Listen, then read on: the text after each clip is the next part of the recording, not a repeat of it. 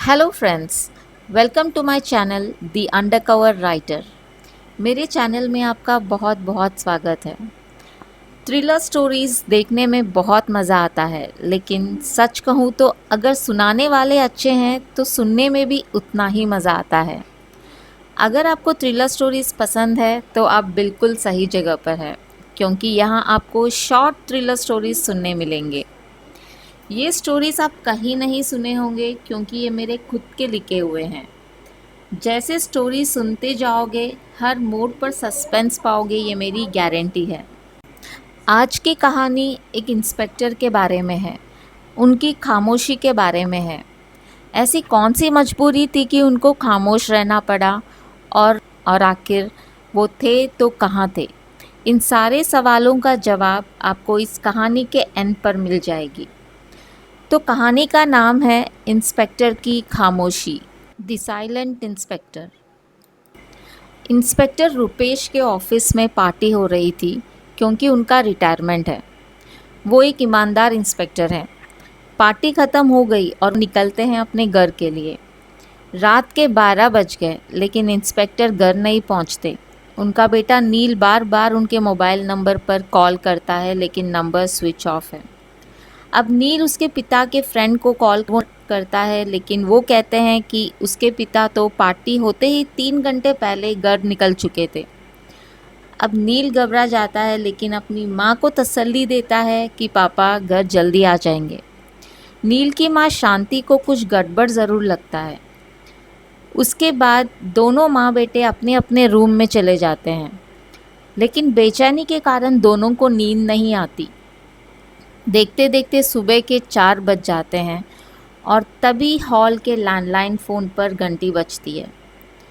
Phone उठाने के लिए दोनों माँ बेटे भागे चले आते हैं।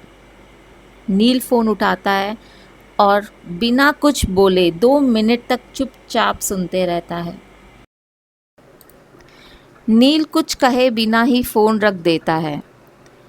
नील की माँ घबराते हुए नील से पूछती है कि आखिर बात क्या है। नील कुछ कहे बिना उसके रूम में जल्दी से जाता है और कुछ सामान अपने अलमारी से लेता है, और गाड़ी की चाबी लेते हुए अपने माँ से कहता है कि आप चिंता न करें, पापा सलामत घर आएंगे। इतना कहकर नील निकल जाता है। नील वहाँ आखिर पहुँच जाता है जिधर उसको जाना था। वो एक सुनसान जगह है। आखिर ढूंढते ढूंढते उसे वो घर मिल जाता है जहाँ उसको किसी से मिलना था। जैसे नील उस घर के अंदर जाता है, उसे कोई दिखाई नहीं देता, सिवा पुराने टूटे हुए दीवार और कुछ पुराने सामान। उसी वक्त एक बूढ़ा आदमी आवाज़ देता है और बैठने के लिए कहता है। नील बहुत गौर से उसके आँखों में देखता है, जिनमें काफ़ी दर्द और मायूसी दिखाई पड़ी। नील कुछ पूछने से पहले ही उस बूढ़े आदमी ने कहा कि हाँ, मैंने ही कॉल किया था। नील पूछता है कि क्या आप सच में मेरे पापा के बारे में जानते हैं कि वो किधर है? उस बूढ़े इंसान ने कुछ जवाब नहीं दिया, लेकिन उसके रूम में जो छोटी सी टूटी हुई टीवी है, उसको ऑन किया और कहा कि ध्यान से देखो। नील टीवी देखता है, उसे कुछ समझ नहीं आता। नील उस बूढ़े आदमी से कहता है कि मैं टीवी देखने के लिए इतना दूर नहीं आया, मुझे बता दीजिए कि मेरे पिताजी किधर है। उस बूढ़े आदमी ने फिर से कोई जवाब नहीं दिया और चुपचाप दूसरे कमरे में चला गया, और 10 मिनट के बाद पूरी तरह उसकी लंबी दाढ़ी शेव करके सामने आता है। नील को अब समझ में आ जाता है कि उसने नील को क्यों टीवी देखने कहा। टीवी की तरफ इशारा करते हुए नील पूछता है, क्या आप वही आदमी हैं जो टीवी में दिखा रहे हैं? क्या आप ही गुलशन हैं? उस बूढ़े इंसान ने कहा कि हाँ, मैं वही आदमी हूँ जो टीवी पे दिखा रहे हैं, और नील को बताता है कि ये कैसे संभव है। इधर नील और बूढ़े आदमी में बातचीत जारी है, और उधर नील की माँ शांति जी को एक औरत कॉल करती है और इंस्पेक्टर के बारे में पूछती है कि क्या वो घर पे सलामत है। शांति जी कहती है कि उनके पति कल रात से घर नहीं आए और फिर उस औरत से पूछती है कि वो कौन है। वो औरत कुछ जवाब दिए बिना ही फ़ोन रख देती है। शांति जी को लगता है कि वो औरत ज़रूर कुछ न कुछ उनके पति के बारे में जानती है। शांति किसी भी तरह उस औरत का पता करती है और फिर उसके घर पे जाती है। जैसे वो औरत दरवाज़ा खोलती है, शांति जी को पहचान लेती है और उसे अंदर आने को कहती है। शांति जी अंदर जाती है और उस औरत से कहती है, मैं जानती हूँ वो तुम ही थी जिसने आज मुझे कॉल किया था, और मैं ये भी जानती हूँ कि तुम ज़रूर जानती हो कि मेरे पति किधर है। वो औरत कहती है कि मेरा नाम सुनैना है और तुम्हारे पति मेरे लिए भगवान है।